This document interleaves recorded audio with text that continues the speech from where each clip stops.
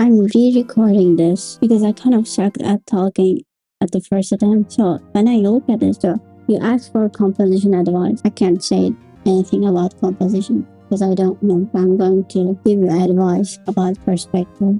Because that's the only thing I know. What catches my eye is that the environment seems to be in a very basic angle like this, as I see it from the bones, the creature, and everything. So what happens is probably something like this, right?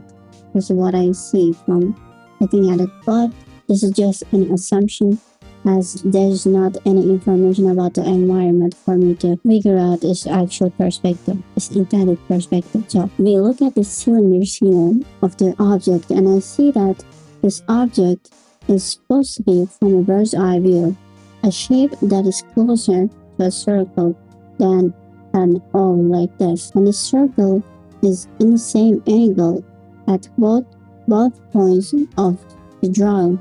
However, they are not at the same angle. You can look at this, and this part is lower than this part. So they are not going to be the same ellipse. They're going to be different. So let's draw a rectangle around this one. Again, we can see here it's not matching the ground plane. We assumed it's an assumption, but it's still not matching it. So what we need to do is draw a new rectangle that is matching the ground plane. Here's my ground plane.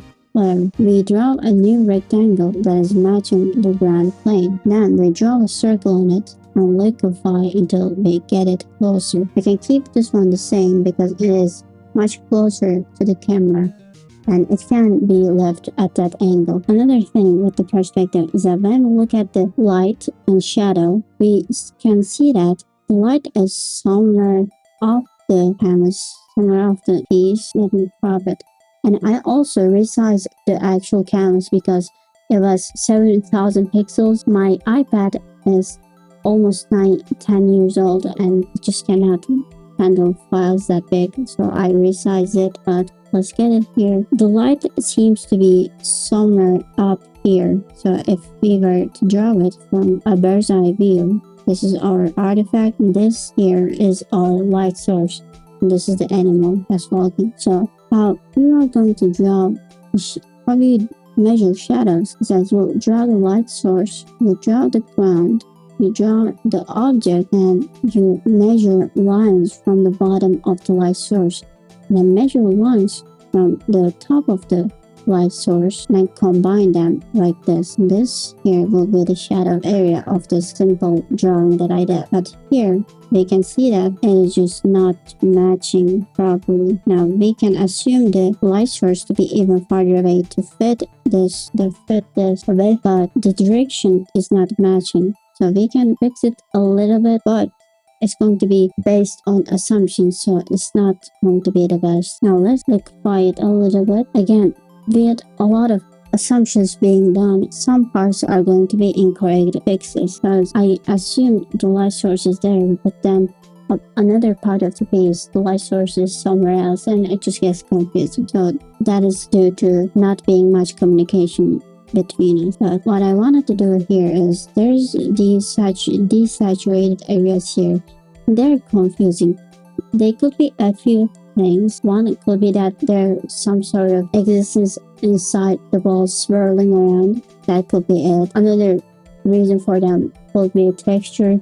But when I look at this, I can't exactly read either of those, and it's just confusing me. So for now, because I don't know if it's a liquid kind of thing inside the ball or a texture added on top, I don't know any of those, so I just got rid of it to make it more readable. And what I did after that is that you can see here, this ball is a very reflective object because even though everything here is very dull, doesn't reflect light much, it is reflecting light. So it seems to be very reflective, such as the metallic artifact here. So what would happen with a really reflective object in interaction with another reflective object, that they would keep reflecting back to each other.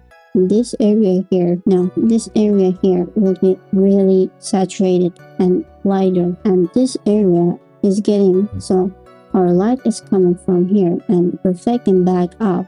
So this area will be lighter too, but it will be slightly less saturated because there's not a bunch of reflection going back and forth happening. So I tried to paint that and I painted it with an airbrush. I think mine is a bit too light for your style, but I'm not sure. I just painted it a little bit. And with the shadows here, I saw that again, we're in this direction. The ball in this direction, this area will not be in shadow, right? I tried to draw over it a little bit, but it did not look the best. I don't know. I'm just going to keep it that way. It doesn't look the best. And what is this? Oh, I think I was finding even more fault with the shadow I feel because I don't know. It looks like it should be like this. I'm confused. So I'm not going to fix it further. But now the picture here, I'm thinking you aimed it to be fading into the shadows to create more of a scary or unsettling feeling. And I can understand that, but if I did it, I would still add more shadows to separate it from the background because it becomes hard to read, and I don't like it when it's hard to read. And this is just personal preference. It's totally fine to make any object fade into the shadows if that is the style you're going for, if the light source you're using calls for that, or if you want to give that unsettled feeling. It's perfect for if you're gaming, if you want to give an unsettled, a scary feeling. But even then, I would still add it. It's not the focus, so I would just add slightly contrasty shadows to make sure that the viewer sees it. Continuing on with the shadows, the bones here, I would not add the same fading into the shadows feeling to this one. Whether you want it to be a part of the style, whether you want to give the feeling or not, because these are minor subjects in the piece, right? They are not a big part of the piece, they're very minor, and there's also a lot of them. So if all of them are fading into the shadow, it's going to become really cluttery. And another thing we want to look at is that I could not find the true tone of the ground here. I'm guessing it is this color, I'm not sure.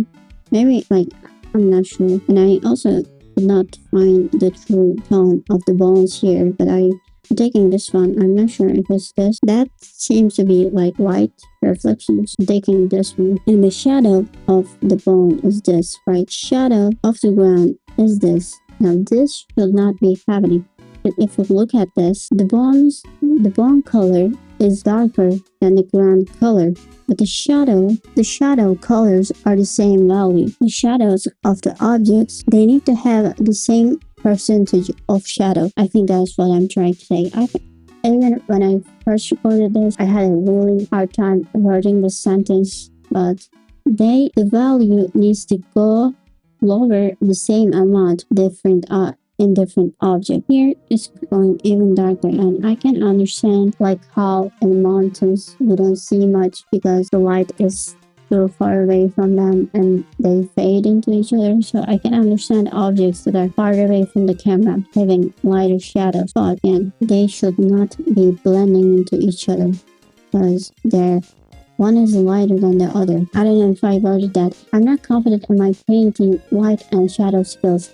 So these are just me kind of rambling and thinking about what I would do instead of an actual objective advice I can trust myself to give. So take these with a grain of salt, except the perspective ones. I trust those a lot. This area here, I don't know why there's no texture. Let's take this off. I don't know why there's no texture here. Maybe it's supposed to be light, like a lot of light, a lot of illuminating light, and it's getting rid of the texture from the viewer. I can understand that, but none of the objects here are acting as if they're getting illuminated by a really light, really highlight that is making the texture of the wall invisible. And also, if it's a really light, I don't know how to say that, can be the same color as the ground, the same value as the ground. So if the goal is to make it a really illuminating light, I would just make it lighter. Yeah, I don't have much to say because perspective is not very clear, being a lot of assumptions. So I don't know of a job over this one was group all of these and see what changed, right? Instead of doing that, maybe I just, I'm being stupid right now. Let's duplicate this and go back to the top. I don't know if you like it, but this is what changed. I think the shadow shape here could really change if I got more information about the light placement, about the environment direction and such. But this is as much as I can do with the limited amount of information I have. The boss here got distorted. That is because I liquefied it up. I needed to liquefy it so that the artifact can be in the correct perspective. Highlight on the ball is wrongly placed.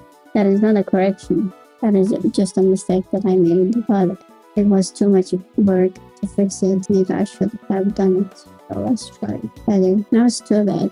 Whatever. Anyway, that's all.